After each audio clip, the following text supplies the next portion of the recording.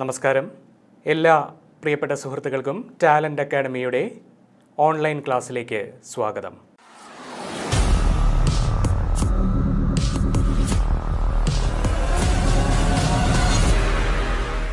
ഇനി നമ്മൾ പഠിക്കുന്നത് 1892 ഇന്ത്യൻ കൗൺസിൽസ് ആക്ടിനെ പറ്റിയാണ്.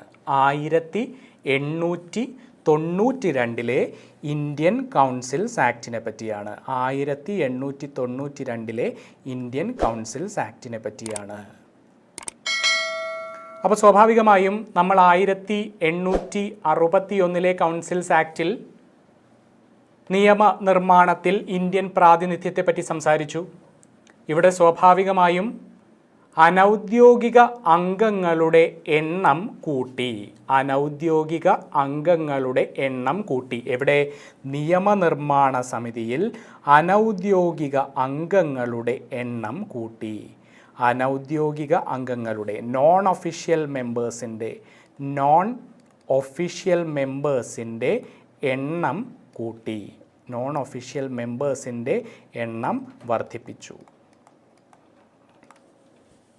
കൂടാതെ നിയമനിർമ്മാണ സമിതിയുടെ അധികാരങ്ങളും വർദ്ധിപ്പിച്ചു. നിയമനിർമ്മാണ സമിതിയുടെ അധികാരങ്ങളും വർദ്ധിപ്പിച്ചു. അപ്പോൾ എന്തെല്ലാമാണ് അധികാരങ്ങൾ വർദ്ധിപ്പിച്ചത് എന്നുള്ളത് നമ്മൾക്ക് പരിശോധിക്കാം. നിയമനിർമ്മാണ സമിതിയുടെ അധികാരങ്ങൾ വർദ്ധിപ്പിച്ചു. അപ്പോൾ നിയമനിർമ്മാണ സമിതിയിൽ അനൗദ്യോഗിക അംഗങ്ങളുടെ എണ്ണം കൂട്ടി. അതുപോലെ തന്നെ നിയമനിർമ്മാണ സമിതിയുടെ അധികാരങ്ങളും വർദ്ധിപ്പിച്ചു. എന്തെല്ലാമാണ് അധികാരങ്ങൾ? ബജറ്റ് ചർച്ചകൾക്ക് ഇപ്പോൾ നിയമനിർമ്മാണ സമിതിക്ക് അധികാരം നൽകി. ബജറ്റ് ചർച്ചകൾക്ക് മാത്രം ഇപ്പോൾ നിയമനിർമ്മാണ സമിതിക്ക് അധികാരം നൽകി. ചോദ്യം ചോദിക്കാനോ പ്രമേയം പാസാക്കുവാനോ ഉള്ള അധികാരം നൽകിയിട്ടില്ല. ബജറ്റ് ചർച്ചകൾക്ക് അധികാരം നൽകി. ഒരു ചോദ്യം നിങ്ങളോട് ചോദിക്കുകയാണ്. ബജറ്റ് ചർച്ച ചെയ്യാനായി നിയമനിർമ്മാണ സമിതിയെ അധികാരം നൽകിയ അല്ലെങ്കിൽ നിയമനിർമ്മാണ സമിതിക്ക് അധികാരം നൽകിയത് ഏത് നിയമപ്രകാരമാണ് എന്ന് ചോദിച്ചാൽ 1861 ഇന്ത്യൻ കൗൺസിൽസ് ആക്റ്റും 1892 ഇന്ത്യൻ കൗൺസിൽസ് ആക്റ്റും 1909 ഇന്ത്യൻ കൗൺസിൽസ് ആക്റ്റും നിങ്ങൾക്ക് ഓപ്ഷനിൽ ഉണ്ടാകും. നിങ്ങൾ എഴുതേണ്ടത് 1892 ഇന്ത്യൻ കൗൺസിൽസ് ആക്ട് പ്രകാരമാണ് എന്ന് കൃത്യമായി മനസ്സിലാക്കണം. കാരണം ബജറ്റ് ചർച്ച ചെയ്യുവാൻ അനുവദിച്ചത് 1892 ഇന്ത്യൻ കൗൺസിൽസ് ആക്ട് പ്രകാരമാണ്. ചോദ്യം ചോദിക്കുവാനും പ്രമേയം പാസാക്കുവാനുമുള്ള കാര്യം നമ്മൾ ഇനി പഠിക്കുവാൻ പോകുന്നതേ ഉള്ളൂ. അപ്പോൾ ബജറ്റ് ചർച്ച ചെയ്യുന്നത് 1892 ഇന്ത്യൻ കൗൺസിൽസ് ആക്ട് പ്രകാരമാണ്. അപ്പോൾ 1892 ഇന്ത്യൻ കൗൺസിൽസ് ആക്ട് പ്രകാരം സംഭവിച്ച മറ്റൊരു പ്രധാനപ്പെട്ട സവിശേഷതയാണ് ചില അനൗദ്യോഗിക അംഗങ്ങൾക്ക് ഞാനിവിടെ എഴുതുകയാണ്, ചില അനൗദ്യോഗിക അംഗങ്ങൾക്ക് തിരഞ്ഞെടുപ്പുകൾ അനുവദിച്ചു. ചില നോൺ ഒഫീഷ്യൽ മെമ്പേഴ്സിന് തിരഞ്ഞെടുപ്പുകൾ അനുവദിച്ചു. പക്ഷേ ഇലക്ഷൻ എന്ന പദം ആക്റ്റിൽ എങ്ങും തന്നെ ഉപയോഗിച്ചില്ല. അതും കൃത്യമായി മനസ്സിലാക്കണം. തെരഞ്ഞെടുപ്പുകൾ അനുവദിച്ചു, പക്ഷേ ഇലക്ഷൻ എന്ന പദം ഈ ആക്റ്റിൽ എങ്ങും തന്നെ ഉപയോഗിച്ചില്ല. ഇലക്ഷൻ എന്ന പദം എന്ന വാക്ക് ഈ ആക്റ്റിൽ എങ്ങും തന്നെ ഉപയോഗിച്ചില്ല. അപ്പോൾ നിങ്ങൾക്ക് ഇങ്ങനെ ഒരു ചോദ്യം പ്രതീക്ഷിക്കാവുന്നതാണ് നിങ്ങളെ കൺഫ്യൂസ് ചെയ്യിക്കാൻ വേണ്ടി. ഇലക്ഷൻ എന്ന പദം ആദ്യമായി ഉപയോഗിച്ചത് അല്ലെങ്കിൽ ഇലക്ഷൻ എന്ന പദം ഏത് കൗൺസിൽസ് ആക്റ്റിലാണ് ഉപയോഗിച്ചത് എന്നൊരു ചോദ്യം ചോദിച്ച് നിങ്ങളെ കുഴപ്പിക്കാനുള്ള സാധ്യത വളരെ കൂടുതലാണ്. നിങ്ങൾ കൃത്യമായി മനസ്സിലാക്കണം, ഇലക്ഷൻ എന്ന പദം 1892 ഇന്ത്യൻ കൗൺസിൽസ് ആക്റ്റിൽ ഉപയോഗിച്ചിട്ടില്ല.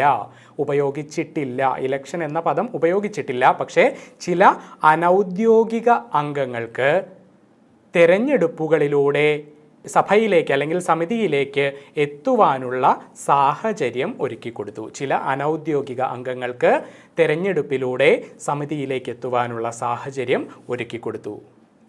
അപ്പോൾ 1892 ഇന്ത്യൻ കൗൺസിൽസ് ആക്ടിനെ പറ്റിയുള്ള പ്രധാന സവിശേഷതകൾ നമ്മൾക്ക് ഒന്നുകൂടി സംഗ്രഹിക്കാം.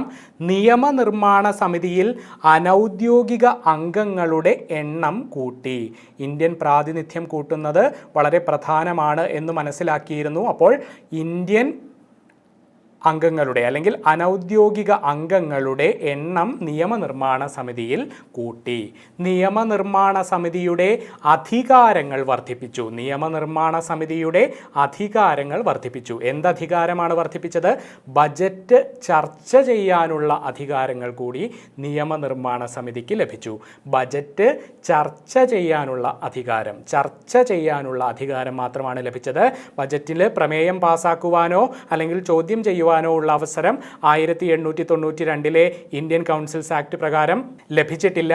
മറിച്ച് ലഭിച്ചത് ബജറ്റ് ചർച്ച ചെയ്യുവാനുള്ള അവസരം മാത്രമാണ്. ഇതാണ് അധികാര വ്യാപനം അല്ലെങ്കിൽ അധികാര വിസ്തൃതി വർദ്ധിപ്പിച്ചു എന്ന് മനസ്സിലാക്കേണ്ടത്. നിയമനിർമ്മാണ സമിതിയുടെ അധികാരങ്ങൾ വർദ്ധിപ്പിച്ചു.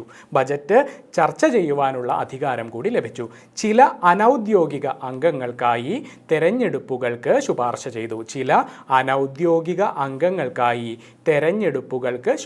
ചെയ്തു. കൃത്യമാണെന്ന് വിശ്വസിക്കുന്നു, വ്യക്തമാണെന്ന് വിശ്വസിക്കുന്നു.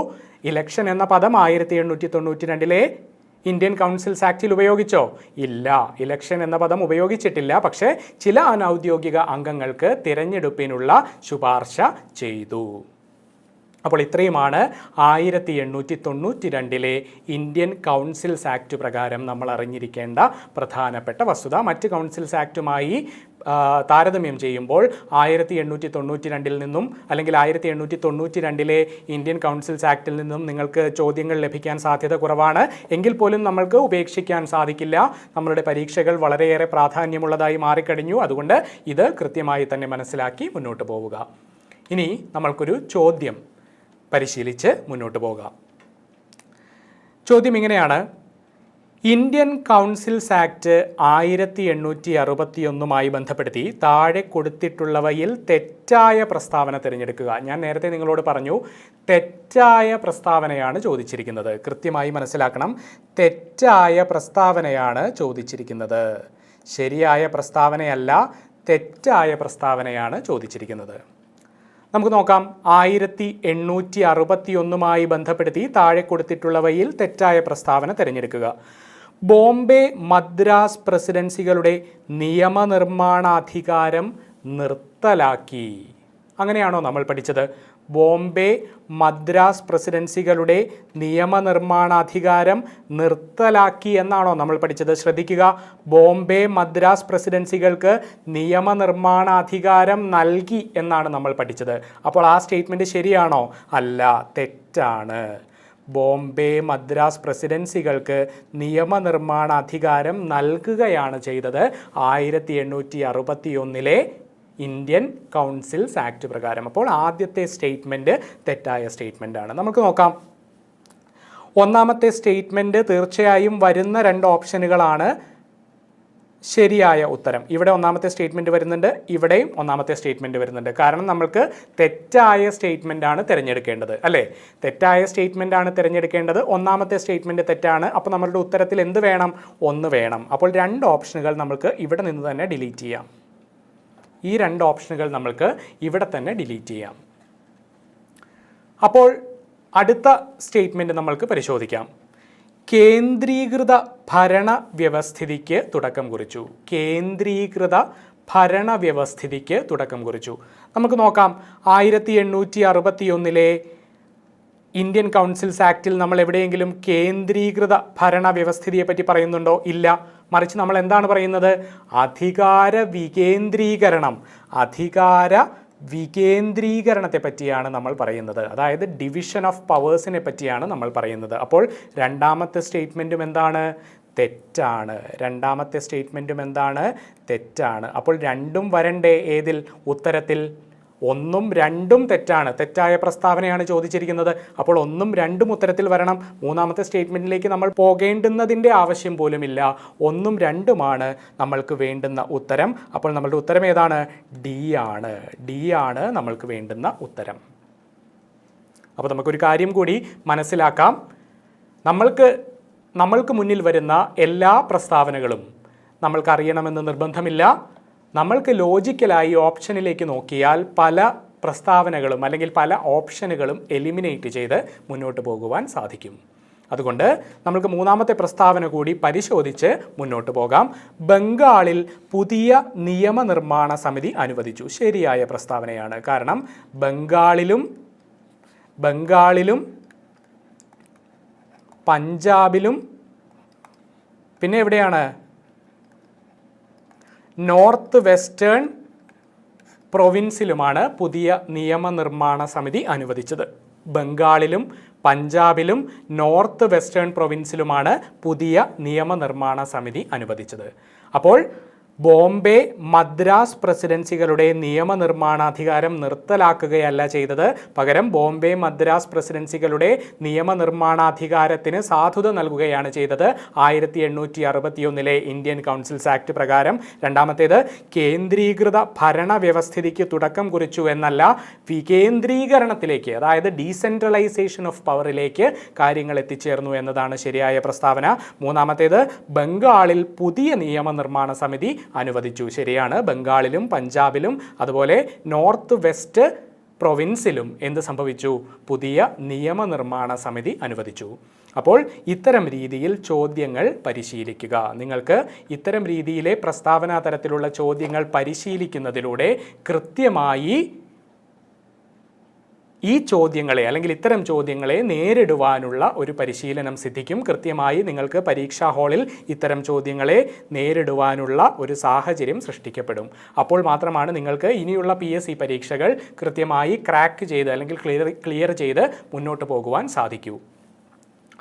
അപ്പോൾ നമുക്ക് ഇനി 1909 ഇന്ത്യൻ കൗൺസിൽസ് ആക്ടിനെ പറ്റിയാണ് പഠിക്കാനുള്ളത്. 1909 ഇന്ത്യൻ കൗൺസിൽസ് ആക്ടിനെ പറ്റിയാണ് പഠിക്കാനുള്ളത്.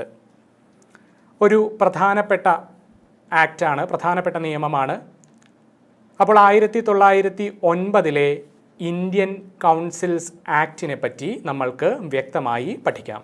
അപ്പോൾ 1909 ഇന്ത്യൻ കൗൺസിൽസ് ആക്ടിൻ്റെ മറ്റൊരു പേരാണ് മോർലി മിൻറ്റോ റിഫോംസ് എന്നത്. 1909 ഇന്ത്യൻ കൗൺസിൽസ് ആക്ടിൻ്റെ മറ്റൊരു പ്രധാനപ്പെട്ട പേരാണ് മോർലി മിൻറ്റോ റിഫോംസ് എന്നത്. മോർലി മിൻറ്റോ റിഫോംസ് എന്നത്. അപ്പോൾ എന്തുകൊണ്ടാണ് ഇങ്ങനെ ഒരു പേര് ലഭിക്കാൻ കാരണം എന്ന് നമ്മൾക്ക് പരിശോധിക്കാം. മോർലി മിൻറ്റോ റിഫോംസ് അല്ലെങ്കിൽ മിൻറ്റോ മോർലി റിഫോംസ് അല്ലെങ്കിൽ പരിഷ്കാരങ്ങൾ എന്ന പേര് 1909 ഇന്ത്യൻ കൗൺസിൽസ് ആക്ടിന് ലഭിക്കാനുള്ള പ്രധാന കാരണമായി പറയുന്നത് അക്കാലത്ത് സെക്രട്ടറി ഓഫ് സ്റ്റേറ്റ് പദവി വഹിച്ചിരുന്നത് മോർലി ആയിരുന്നു. സെക്രട്ടറി ഓഫ് സ്റ്റേറ്റ് പദവി വഹിച്ചിരുന്നത് മോർലി എന്ന വ്യക്തിയായിരുന്നു. അതുപോലെ വൈസ്രോയ് പദവി വഹിച്ചിരുന്നത് ലോർഡ് മിൻറ്റോ രണ്ടാമനായിരുന്നു. ലോർഡ് മിൻറ്റോ രണ്ടാമനായിരുന്നു. വൈസ്രോയ് പദവി വഹിച്ചിരുന്നത് ലോർഡ് മിൻറ്റോ രണ്ടാമനായിരുന്നു. എന്നാൽ സെക്രട്ടറി ഓഫ് സ്റ്റേറ്റ് പദവി വഹിച്ചിരുന്നത് മോർലി എന്ന വ്യക്തിയായിരുന്നു. അപ്പോൾ സെക്രട്ടറി ഓഫ് സ്റ്റേറ്റിൻ്റെ യോഗ്യതകൾ നമ്മൾ നേരത്തെ സംസാരിച്ചു. ബ്രിട്ടീഷ് ക്യാബിനറ്റ് അംഗമായിരിക്കണം. അതുപോലെ 15 അംഗ ഉപദേശക കൗൺസിൽ അദ്ദേഹത്തിന് കീഴിലുണ്ടായിരുന്നു. ബ്രിട്ടീഷ് പാർലമെൻറ്റിനോട് മാത്രമാണ് അദ്ദേഹം വിധേയപ്പെട്ടിരിക്കുന്നത് തുടങ്ങിയ കാര്യങ്ങൾ നമ്മൾ സംസാരിച്ചു കഴിഞ്ഞു. വൈസ്രോയി എന്ന് പറയുന്നത് ബ്രിട്ടീഷ് രാജ്ഞിയുടെ ഇന്ത്യയിലെ പ്രതിനിധിയുമാണ്. അപ്പോൾ ഇത്തരം കാര്യങ്ങൾ നമ്മൾ സംസാരിച്ചു കഴിഞ്ഞതാണ്. നമ്മളിപ്പോൾ സംസാരിക്കുന്നത് ഇന്ത്യൻ കൗൺസിൽസ് ആക്ടിനെ പറ്റിയാണ്. ഇന്ത്യൻ കൗൺസിൽസ് ആക്ട് 1909 പറ്റിയാണ് നമ്മൾ ഇപ്പോൾ സംസാരിക്കുന്നത്. അപ്പോൾ ഇതിൻ്റെ ഒരു ചരിത്ര പശ്ചാത്തലം അല്ലെങ്കിൽ എന്തുകൊണ്ടാണ് മോർലി മിൻറ്റോ റിഫോമുകൾ 1909 ഇന്ത്യൻ കൗൺസിൽസ് ആക്ട് എന്ന പേരിൽ പുറപ്പെടുവിച്ചത് അല്ലെങ്കിൽ അത്തരം ഒരു പരിഷ്കാരങ്ങൾ നടത്തിയത് എന്നുകൂടി നമ്മൾക്ക് ചർച്ച ചെയ്യാം. 1905 പ്രധാനപ്പെട്ട ഒരു സംഭവം ഇന്ത്യയിൽ നടന്നു. എന്താണത്? അതെ, partition of Bengal. 1905 partition of Bengal ഇന്ത്യയിൽ നടന്നു. അതുപോലെ 1906 ഇന്ത്യയിൽ മുസ്ലിം ലീഗ് രൂപീകരിക്കപ്പെട്ടു. 1906 മുസ്ലിം ലീഗ് രൂപീകരിക്കപ്പെട്ടു. 1905 ബംഗാൾ വിഭജനം ഇന്ത്യയിൽ നടന്നു. 1906 മുസ്ലിം ലീഗ് രൂപീകരിക്കപ്പെട്ടു. അപ്പോൾ സ്വാഭാവികമായും മുസ്ലിങ്ങൾ അവർക്ക് ഒരു പ്രത്യേക ഇലക്ടോറേറ്റ് സംവിധാനം വേണമെന്നാവശ്യപ്പെട്ടു. അങ്ങനെ മുസ്ലിങ്ങൾക്ക് കമ്മ്യൂണൽ അവാർഡ് പ്രത്യേക ഇലക്ടോറേറ്റ് സംവിധാനം നൽകിയത് 1909 ഇന്ത്യൻ കൗൺസിൽസ് ആക്ട് പ്രകാരം അഥവാ മോർലി മിൻറ്റോ റിഫോം പ്രകാരമാണ്. 1909 മോർലി മിൻറ്റോ റിഫോം പ്രകാരമാണ് മുസ്ലിം സമുദായക്കാർക്ക് സെപ്പറേറ്റ് ഇലക്ടോറേറ്റ് സംവിധാനം ഏർപ്പെടുത്തിയത്. എന്താണ് സെപ്പറേറ്റ് ഇലക്ടോറേറ്റ് അല്ലെങ്കിൽ കമ്മ്യൂണൽ അവാർഡ് എന്ന് പറയുന്നത്? ഒരു മണ്ഡലത്തിലെ അല്ലെങ്കിൽ ഒരു ഇലക്ടോറൽ മണ്ഡലത്തിലെ അല്ലെങ്കിൽ ഒരു ഇലക്ടോറേറ്റിലെ വോട്ടവകാശം മുസ്ലിം സമുദായത്തിന് മാത്രമേ അനുവദിക്കൂ. അവിടുത്തെ സ്ഥാനാർത്ഥികളും മുസ്ലിം സമുദായത്തിൽ നിന്നുള്ളവർ മാത്രമായിരിക്കും. അപ്പോൾ അവിടെ നിന്ന് വിജയിക്കുന്നവരുമാരായിരിക്കും? മുസ്ലിം സമുദായ വിഭാഗക്കാർ മാത്രമായിരിക്കും. അപ്പോൾ ഇത് രാജ്യത്തിൻ്റെ അഖണ്ഡതയെ അല്ലെങ്കിൽ രാജ്യത്തിൻ്റെ ഐക്യത്തെ ബാധിക്കുമെന്നാണ് ആര് പറഞ്ഞത്? ഗാന്ധി പറഞ്ഞത്. ഷെഡ്യൂൾഡ് കാസ്റ്റിന് കമ്മ്യൂണൽ അവാർഡ് പ്രഖ്യാപിച്ച സമയത്തും അല്ലെങ്കിൽ പ്രഖ്യാപിക്കുവാനുള്ള ശ്രമങ്ങൾ നടക്കുന്ന സമയത്തും ഗാന്ധിയും അംബേദ്കറുമായി ആശയ സംഘർഷം നടന്നു. ഗാന്ധി യർവാദ ജയിലിൽ നിരാഹാരം കിടന്നു. ഒടുവിൽ പൂന പാക്റ്റിൽ ആര് ഒപ്പുവെച്ചു? ഗാന്ധിയും അംബേദ്കറിൻ്റെ അല്ലെങ്കിൽ ഗാന്ധിക്ക് വേണ്ടി മദൻ മോഹൻ മാളവ്യയും അംബേദ്കറും ചേർന്ന് പൂനെ പാക്റ്റിൽ 1932 ഒപ്പുവെച്ച കാര്യം നമ്മൾ കഴിഞ്ഞ ക്ലാസ്സിൽ അംബേദ്കറെ പറ്റി പഠിച്ചപ്പോൾ പറഞ്ഞു. അപ്പോൾ അത് നമ്മൾക്ക് തൽക്കാലം ഉപേക്ഷിക്കാം. എന്നാലും ഇപ്പോൾ മുസ്ലിം സമുദായത്തിന് സെപ്പറേറ്റ് ഇലക്ടോറേറ്റ് സംവിധാനം നൽകി. സെപ്പറേറ്റ് ഇലക്ടോറേറ്റ് സംവിധാനം എന്നാൽ വോട്ടവകാശവും അവിടുത്തെ സ്ഥാനാർത്ഥികളും ആര് മാത്രമായിരിക്കും? മുസ്ലിം സമുദായക്കാർ മാത്രമായിരിക്കും. അപ്പോൾ കമ്മ്യൂണൽ അവാർഡ് മുസ്ലിം സമുദായത്തിന് നൽകിയത് 1909 ഇന്ത്യൻ കൗൺസിൽസ് ആക്ട് പ്രകാരമാണ്. കഴിഞ്ഞില്ല. ഫാദർ ഓഫ് കമ്മ്യൂണൽ ഇലക്ടോറേറ്റ് എന്ന് വിശേഷിപ്പിക്കപ്പെടുന്നത്, കമ്മ്യൂണൽ ഇലക്ടോറേറ്റിൻ്റെ പിതാവ് എന്ന് വിശേഷിപ്പിക്കപ്പെടുന്നത് ലോർഡ് മിൻറ്റോയെ ആണ്. Lord മിൻറ്റോയെയാണ് father of communal electorate എന്ന് വിശേഷിപ്പിക്കപ്പെടുന്നത്. Lord മിൻറ്റോയെയാണ് father of communal electorate എന്ന് വിശേഷിപ്പിക്കപ്പെടുന്നത്. അപ്പോൾ പ്രധാനപ്പെട്ട പോയിന്റുകളാണ് നമ്മൾ പഠിച്ചത്. 1905 പാർട്ടിഷൻ ഓഫ് ബംഗാൾ അഥവാ ബംഗാൾ വിഭജനം നടന്നു. 1906 എന്ത് സംഭവിച്ചു? മുസ്ലിം ലീഗ് രൂപീകരിക്കപ്പെട്ടു. ഇവർ പ്രത്യേക ഇലക്ടോറേറ്റിനായി വാദിച്ചു. അങ്ങനെ Lord Minto 1909 Indian councils act പ്രകാരം മുസ്ലിം സമുദായത്തിന് സെപ്പറേറ്റ് ഇലക്ടോറേറ്റ് അല്ലെങ്കിൽ പ്രത്യേക ഇലക്ടോറേറ്റ് സംവിധാനം അല്ലെങ്കിൽ കമ്മ്യൂണൽ അവാർഡ് പ്രഖ്യാപിച്ചു. അപ്പോൾ ലോർഡ് മിൻറ്റോയാണ് ആര്? ഫാദർ ഓഫ് കമ്മ്യൂണൽ ഇലക്ടോറേറ്റ് എന്ന് അറിയപ്പെടുന്നത്. അപ്പോൾ നിങ്ങൾക്ക് ഇത്രയും കാര്യം കൃത്യമായി മനസ്സിലായി എന്ന് ഞാൻ വിശ്വസിക്കുന്നു. നമ്മൾക്ക് ബാക്കി ഭാഗങ്ങളിലേക്ക് പോകാം. അപ്പോൾ ഇന്ത്യൻ കൗൺസിൽസ് ആക്ട് 1909 പ്രകാരം നിയമനിർമ്മാണ സമിതിയുടെ അംഗബലം വർദ്ധിപ്പിച്ചു. കേന്ദ്ര നിയമനിർമ്മാണ സമിതിയുടെയും പ്രവിശ്യകളുടെ നിയമനിർമ്മാണ സമിതിയുടെയും അംഗബലം വർദ്ധിപ്പിച്ചു. 1909 ഇന്ത്യൻ കൗൺസിൽസ് ആക്ട് പ്രകാരം നിയമനിർമ്മാണ സമിതിയുടെ അംഗബലം വർദ്ധിപ്പിച്ചു. നിയമനിർമ്മാണ സമിതിയുടെ അംഗബലം കേന്ദ്ര നിയമനിർമ്മാണ സമിതിയുടെയും പ്രവിശ്യകളുടെ നിയമനിർമ്മാണ സമിതിയുടെയും അംഗബലം വർദ്ധിപ്പിച്ചു. അപ്പോൾ കേന്ദ്ര നിയമനിർമ്മാണ സമിതിയുടെ അംഗബലം 16 നിന്നും 60 ഉയർത്തി. 16 നിന്നും 60 ഉയർത്തി. കേന്ദ്ര നിയമനിർമ്മാണ സമിതിയുടെ അംഗബലം 16 നിന്നും 60 ഉയർത്തി. അപ്പോൾ നിങ്ങൾ കൃത്യമായി മനസ്സിലാക്കുക, നിയമനിർമ്മാണ സമിതിയുടെ അംഗബലം 16 നിന്നും അല്ലെങ്കിൽ കേന്ദ്ര നിയമനിർമ്മാണ സമിതിയുടെ അംഗബലം 16 നിന്നും 60 ഉയർത്തിയത് 1909 ഇന്ത്യൻ കൗൺസിൽസ് ആക്ട് പ്രകാരമാണ്. 1909 ഇന്ത്യൻ കൗൺസിൽസ് ആക്ടിൻ്റെ മറ്റൊരു പേരെന്താണ്? മോർലി മിൻറ്റോ റിഫോംസ് എന്നതാണ്. അല്ലെങ്കിൽ മോർലി മിൻറ്റോ പരിഷ്കാരം എന്നതാണ്. എന്തുകൊണ്ടാണ് നമ്മൾ മോർലി മിൻറ്റോ പരിഷ്കാരങ്ങൾ എന്ന് പറയുന്നത്? അന്നത്തെ സെക്രട്ടറി ഓഫ് സ്റ്റേറ്റ് ആയിരുന്നത് മോർലി എന്ന വ്യക്തിയായിരുന്നു. അന്നത്തെ വൈസ്രോയ് ആയിരുന്നത് ലോർഡ് മിൻറ്റോ രണ്ടാമനായിരുന്നു. അപ്പോൾ നിങ്ങൾക്ക് ഇത്രയും കാര്യങ്ങൾ വ്യക്തമാണ് എന്ന് വിശ്വസിക്കുന്നു. കേന്ദ്ര നിയമനിർമ്മാണ സമിതിയിൽ ഔദ്യോഗിക ഭൂരിപക്ഷം കൃത്യമായി മനസ്സിലാക്കണം. കേന്ദ്ര നിയമനിർമ്മാണ സമിതിയിൽ അല്ലെങ്കിൽ സെൻട്രൽ ലെജിസ്ലേറ്റീവ്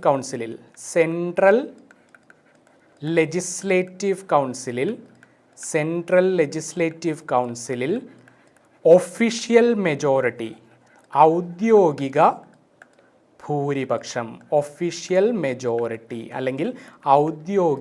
ഭൂരിപക്ഷം നിലവിൽ വന്നത് ഇന്ത്യൻ കൗൺസിൽസ് ആക്ട് 1909 പ്രകാരമാണ്. കേന്ദ്ര നിയമനിർമ്മാണ സമിതിയിൽ ഒഫീഷ്യൽ മെജോറിറ്റി നിലവിൽ വന്നത് 1909 ഇന്ത്യൻ കൗൺസിൽസ് ആക്ട് പ്രകാരമാണ്. അപ്പോൾ ഇതുവരെ പഠിച്ച അല്ലെങ്കിൽ 1909 ഇന്ത്യൻ കൗൺസിൽസ് ആക്റ്റിൽ നമ്മൾ പഠിച്ച സവിശേഷതകൾ ഒന്നുകൂടി നമ്മൾക്ക് റിവൈസ് ചെയ്യാം. ഒന്ന്, 1909 ഇന്ത്യൻ കൗൺസിൽസ് ആക്ടിൻ്റെ മറ്റൊരു പേര് മോർലി മിൻറ്റോ റിഫോംസ് അഥവാ മോർലി മിൻറ്റോ പരിഷ്കാരങ്ങൾ എന്നതാണ്. അതെന്തുകൊണ്ടാണ് അത്തരം ഒരു പേര് കിട്ടിയത്? അക്കാലത്ത് സെക്രട്ടറി ഓഫ് സ്റ്റേറ്റ് ആയിരുന്നത് ആരാണ്? മോർലി എന്ന വ്യക്തിയാണ്. അതേസമയം വൈസ്രോയ് ആയിരുന്നത് ആരാണ്? മിൻറ്റോ രണ്ടാമനാണ് കമ്മ്യൂണൽ ഇലക്ടോറേറ്റിൻ്റെ പിതാവ് അഥവാ ഫാദർ ഓഫ് കമ്മ്യൂണൽ ഇലക്ടോറേറ്റ് എന്നറിയപ്പെടുന്നത്. മിൻറ്റോ രണ്ടാമനാണ് മുസ്ലിം സമുദായക്കാർക്ക് കമ്മ്യൂണൽ അവാർഡ് പ്രഖ്യാപിച്ചത് അല്ലെങ്കിൽ പ്രത്യേക ഇലക്ടോറേറ്റ് സംവിധാനം പ്രഖ്യാപിച്ചത്. എന്തുകൊണ്ടാണ് മുസ്ലിം സമുദായക്കാർ കമ്മ്യൂണൽ അവാർഡിന് വേണ്ടി അല്ലെങ്കിൽ പ്രത്യേക ഇലക്ടോറേറ്റ് സംവിധാനത്തിന് വേണ്ടി ആവശ്യപ്പെട്ടത്? 1905 ബംഗാൾ പാർട്ടീഷൻ ഓഫ് ബംഗാൾ അഥവാ ബംഗാൾ വിഭജനം നടന്നു. 1906 മുസ്ലിം ലീഗ് രൂപീകരിക്കപ്പെട്ടു. സ്വാഭാവികമായും അവർ സെപ്പറേറ്റ് ഇലക്ടോറേറ്റ് എന്ന ആശയവുമായി മുന്നോട്ട് വന്നു. അപ്പോൾ അങ്ങനെയാണ് മിൻറ്റോ രണ്ടാമൻ എന്ത് തീരുമാനിക്കുന്നത്? മുസ്ലിം സമുദായക്കാർക്ക് കമ്മ്യൂണൽ അവാർഡ് പ്രഖ്യാപനം തീരുമാനിക്കുന്നത്. കേന്ദ്ര നിയമനിർമ്മാണ സമിതിയുടെ അംഗബലം വർദ്ധിപ്പിച്ചു. പ്രവിശ്യകളുടെ നിയമനിർമ്മാണ സമിതിയുടെ അംഗബലം വർദ്ധിപ്പിച്ചു. കേന്ദ്ര നിയമനിർമ്മാണ സമിതിയുടെ അംഗബലം 16 നിന്നും 60 വർദ്ധിപ്പിച്ചത്. അതുപോലെ കേന്ദ്ര നിയമനിർമ്മാണ സമിതിയിൽ ഔദ്യോഗിക പക്ഷത്തിന് മെജോറിറ്റി അല്ലെങ്കിൽ ഭൂരിപക്ഷം ലഭിച്ചു. ലഭിച്ചതും 1909 ഇന്ത്യൻ കൗൺസിൽസ് ആക്ട് പ്രകാരമാണ്. അപ്പോൾ സ്വാഭാവികമായും പ്രവിശ്യകളിലെ നിയമനിർമ്മാണ സമിതിക്ക് അനൗദ്യോഗിക ഭൂരിപക്ഷമാണ് അനുവദിച്ചത്. പ്രവിശ്യകളിലെ നിയമനിർമ്മാണ സമിതിക്ക് പ്രൊവിൻസസിലെ ലെജിസ്ലേറ്റീവ് കൗൺസിലിന്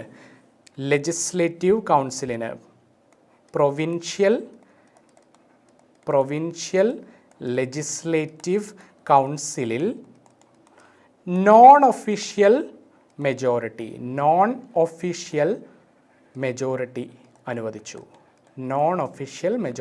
അനുവദിച്ചു.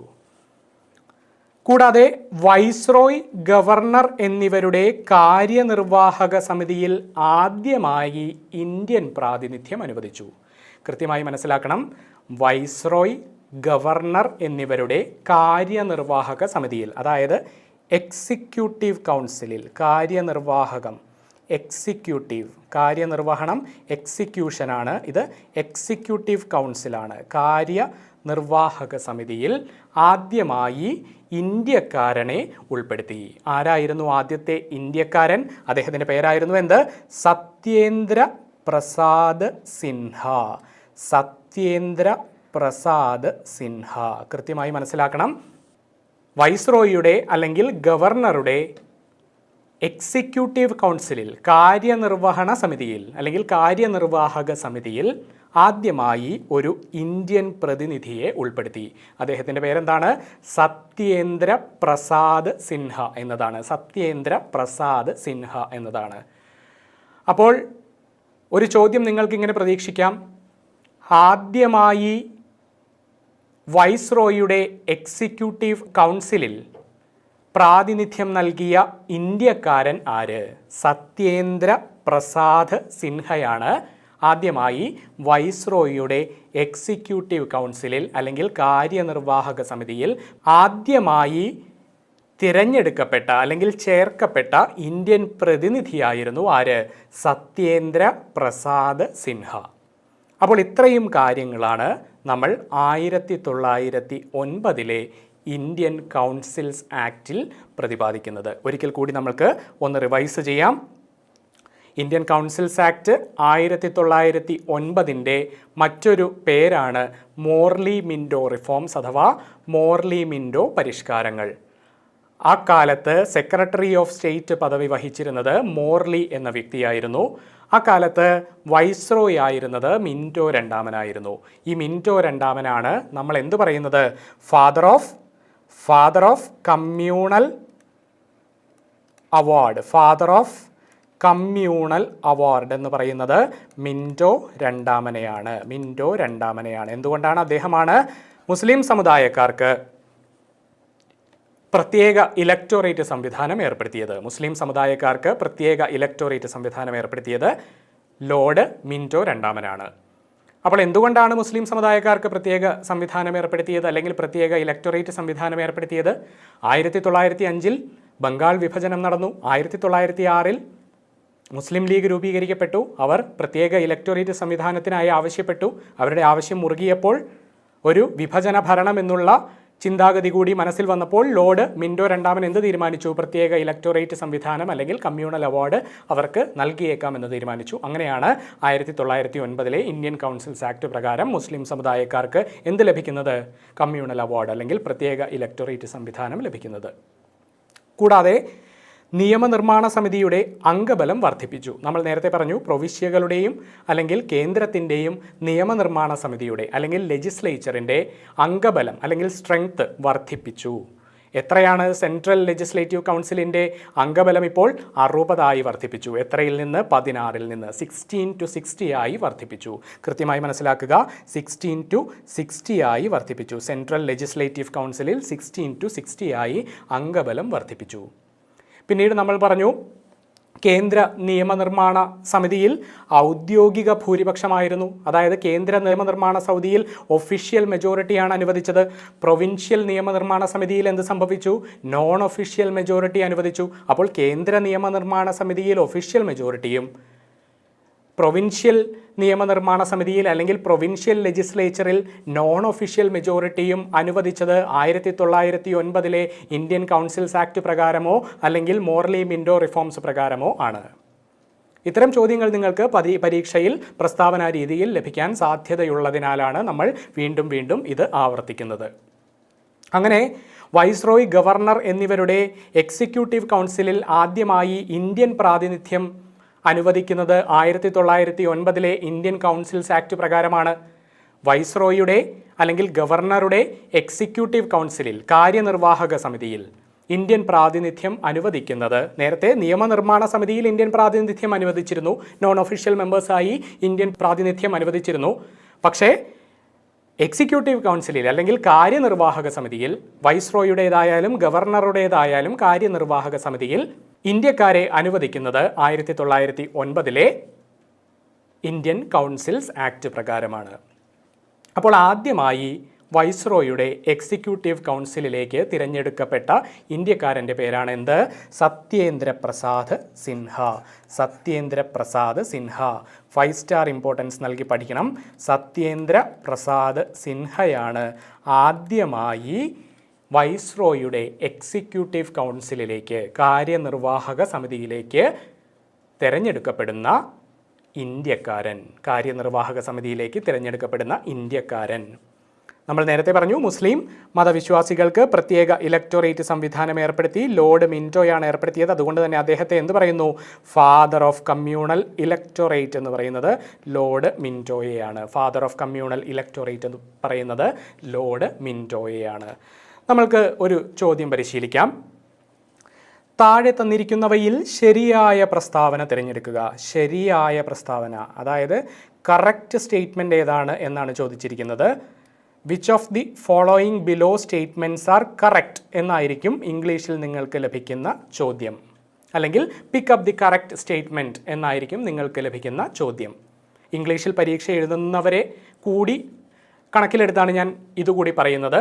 അതുകൊണ്ട് താഴെ കൊടുത്തിരിക്കുന്നവയിൽ ശരിയായ പ്രസ്താവന തിരഞ്ഞെടുക്കുക എന്നതാണ് നമ്മളുടെ ചോദ്യം. ശരിയായ പ്രസ്താവനയാണ് ഇത്. ആദ്യത്തെ കീവേഡായി നിങ്ങൾ കണക്കാക്കണം.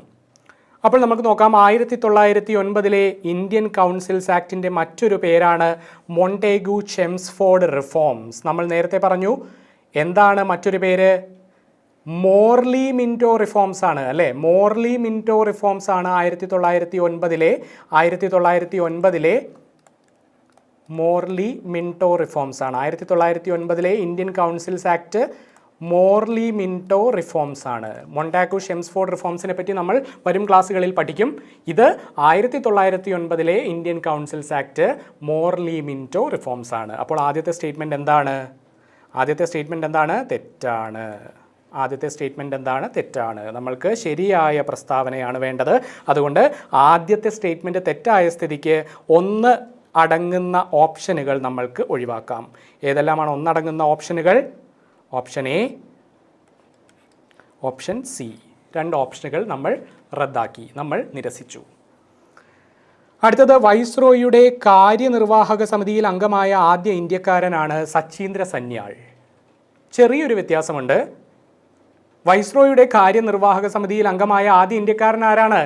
സത്യേന്ദ്ര പ്രസാദ് സിൻഹയാണ്. ഇവിടെ ചോദിച്ചിരിക്കുന്നത് സച്ചീന്ദ്ര സന്യാളിനെ പറ്റിയാണ്. സച്ചീന്ദ്ര സന്യാളിനെ പറ്റി നമ്മൾക്ക് പിന്നീട് പഠിക്കാം. ഇപ്പോൾ ഇതിൻ്റെ ഉത്തരം സത്യേന്ദ്ര പ്രസാദ് സിൻഹയാണ്.